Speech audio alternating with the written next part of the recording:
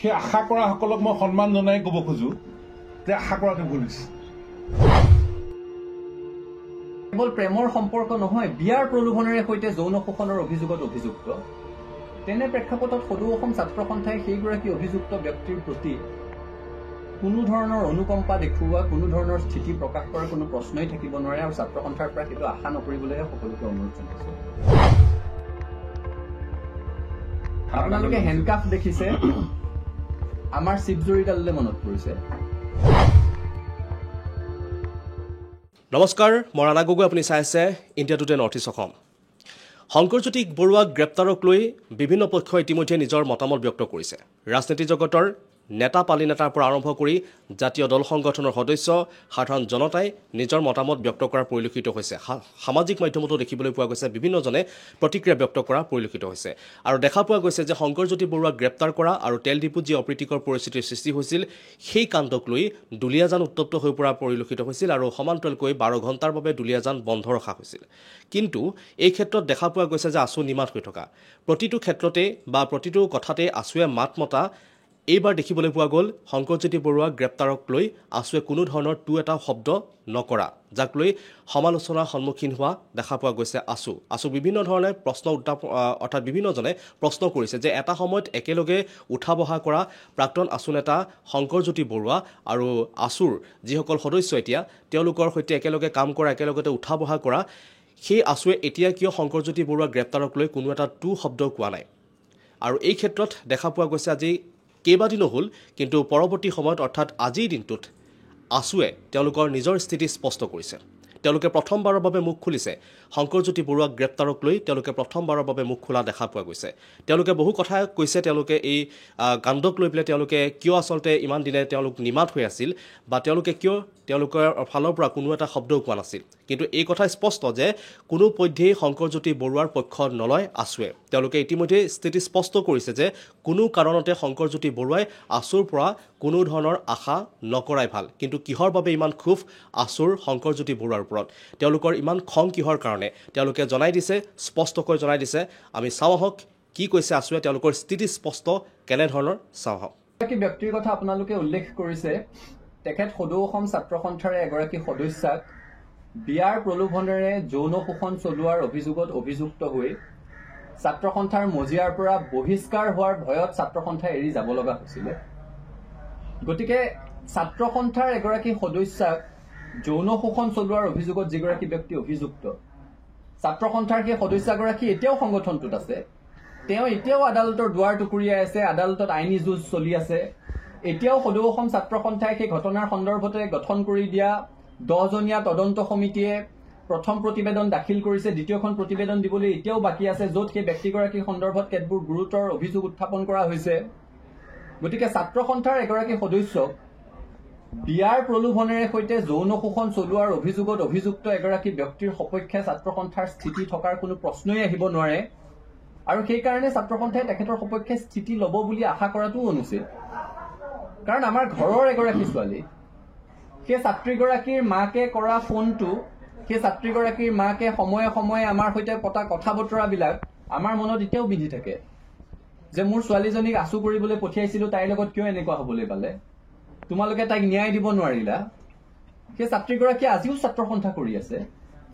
দেখিছো বহুতে ছাত্ৰ সন্থাৰ এই সন্দৰ্ভত এটা স্থিতি আশা কৰিছিলে, কিন্তু নিজৰ ঘৰৰ এগৰাকী সদস্যাক যৌন শোষণৰ অভিযোগত অভিযুক্ত এগৰাকী ব্যক্তিৰ সপক্ষে ছাত্ৰ সন্থাই স্থিতি লোৱাৰ কোনো প্ৰশ্নই আহিব নোৱাৰে।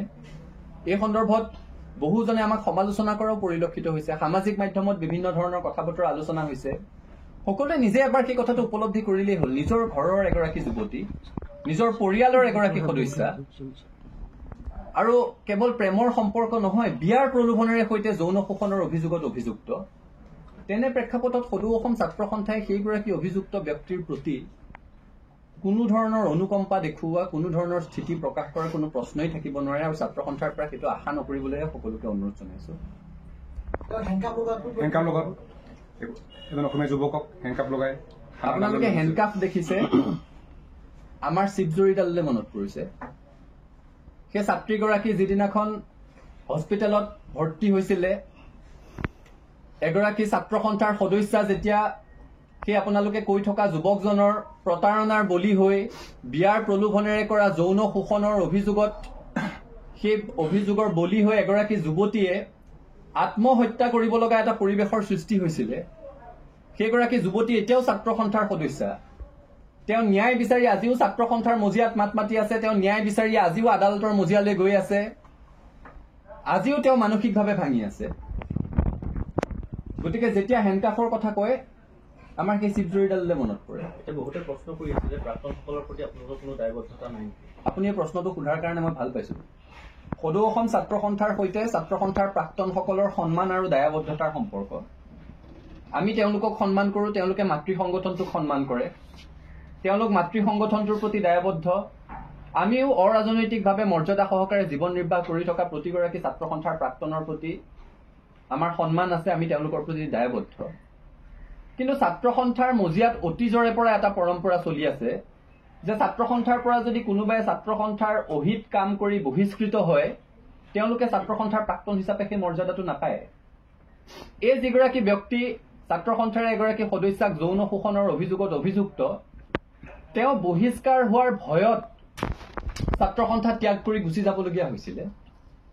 গতিকে মই সকলোকে অনুৰোধ কৰিম, ছাত্ৰ সন্থাৰ লাখ লাখ প্ৰাক্তন কৰ্মকৰ্তাক যৌন শোষণৰ অভিযোগত অভিযুক্ত হৈ বিয়াৰ প্ৰলোভনেৰে নিজৰ কামনা চৰিতাৰ্থ কৰাৰ অভিযোগত অভিযুক্ত হৈ ছাত্ৰ সন্থাৰ পৰা বহিষ্কাৰ হোৱাৰ ভয়ত ছাত্ৰ সন্থা এৰি গুচি যাবলগীয়া হোৱা এগৰাকী সদস্যৰ সৈতে তুলনা নকৰিবৰ কাৰণে মই সকলোকে অনুৰোধ কৰিম। ছাত্ৰ সন্থাৰ প্ৰাক্তনসকলে মৰ্যাদা সহকাৰে জীৱন নিৰ্বাহ কৰি আছে। কোনোবা খুব প্ৰতিষ্ঠিত হৈছে, কোনোবা প্ৰতিষ্ঠিত হ'ব পৰা নাই, দুবেলা দুসাঁজ কষ্টৰে খাই আছে, কিন্তু কোনো অনা অসমীয়া ব্যৱসায়ীৰ হৈ পেট্ৰল পাম্প দখল কৰিব গৈছে বুলি অভিযোগত আজিলৈকে কোনো প্ৰাক্তন ছাত্ৰ সন্থাৰ নেতা অভিযুক্ত হোৱা নাই। গতিকে প্ৰাক্তনসকলক তেখেতৰ সৈতে তুলনা কৰি একাকাৰ নকৰিবৰ কাৰণে সকলোকে অনুৰোধ জনাইছো। ছাত্ৰ সন্থাৰ পৰা মৰ্যাদা সহকাৰে বিদায় লোৱা আৰু সমাজত মৰ্যাদা সহকাৰে জীৱন ধাৰণ কৰি থকা ছাত্ৰ সন্থাৰ প্ৰতিগৰাকী প্ৰাক্তন কৰ্মকৰ্তাৰ প্ৰতি ছাত্ৰ সন্থাৰ সন্মান আছে, সমীহ আছে, ভালপোৱা আছে, দায়বদ্ধতা আছে। ইয়াত ব্যক্তিগত বুলি কথা নাই, মানে আশা কৰাটো ভুল হৈছে নহয়। যিসকলে আশা কৰিছে সেই আশা কৰাসকলক মই সন্মান জনাই ক'ব খোজো যে আশা কৰাটো ভুল হৈছে। কাৰণ সদৌ অসম ছাত্ৰ সন্থাৰ যিগৰাকী ব্যক্তিৰ কথা কোৱা হৈছে, তেখেতে ছাত্ৰ সন্থাৰ এগৰাকী সদস্যক বিয়া কৰাম বুলি যৌন শোষণৰ বলি কৰাৰ অভিযোগত অভিযুক্ত, আৰু সেইকাৰণে তেওঁ বহিষ্কাৰৰ পৰা হাত সাৰিবৰ কাৰণে প্ৰাথমিক সদস্যৰ পৰা পদত্যাগ কৰিছে। কিন্তু বিষয়টোৰ ওপৰত সদৌ অসম ছাত্ৰ সন্থা এতিয়া 10জনীয়া তদন্ত কমিটিয়ে তদন্ত কৰি আছে। প্ৰথম প্ৰতিবেদন দিলে, দ্বিতীয় প্ৰতিবেদন দিব, দ্বিতীয় প্ৰতিবেদনৰ ওপৰতো ব্যৱস্থা হ'ব। প্ৰথম কথা হ'ল যে ছাত্ৰ সন্থাৰ যিগৰাকী প্ৰাক্তন সাধাৰণ সম্পাদকৰ কথা কোৱা হৈছে শংকৰজ্যোতি বৰুৱাই, ছাত্ৰ সন্থাৰে আমাৰ এগৰাকী সদস্য বিয়া কৰাম বুলি যৌন শোষণৰ বলি কৰাৰ অভিযোগত অভিযুক্ত। গতিকে তেওঁৰ সপক্ষে ছাত্ৰ সন্থাই স্থিতি লোৱাৰ প্ৰশ্নই নাহে, আৰু তেওঁৰ সপক্ষে স্থিতি ল'ম বুলি আশা কৰাটো ভুল। আৰু সেইকাৰণে তেওঁৰ সপক্ষে আশা কৰিম বুলি যিসকলে ভাবি আছে তেওঁলোকক সন্মান সহকাৰে ক'ব খোজো, সেই আশা নকৰিব। কাৰণ ছাত্ৰ সন্থাই সেইগৰাকী ব্যক্তিৰ সপক্ষে স্থিতি লোৱাৰ প্ৰশ্ন আহিব নোৱাৰে।